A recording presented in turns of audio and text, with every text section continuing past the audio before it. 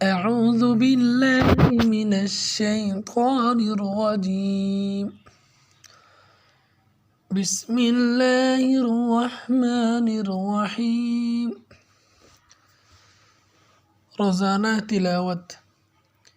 ایک ادب یہ ہے کہ قرآن کی روزانہ تلاوت کی جائے۔ رسول کریم صلی اللہ علیہ وسلم نے فرمایا، جو شخص روزانہ قرآن کریم کی 200 آیت دیکھ کر تلاوت کرے گا، اس کی قبر کے ارد گرد کی 7 قبر والوں کے حق میں اس کی شفاعت قبول کی جائے گی، اور اللہ تعالی اس کے والدین کے سر سے بھی عذاب ہلکا کر دے گا، اگرچہ وہ مشرک ہی کیوں نہ ہو۔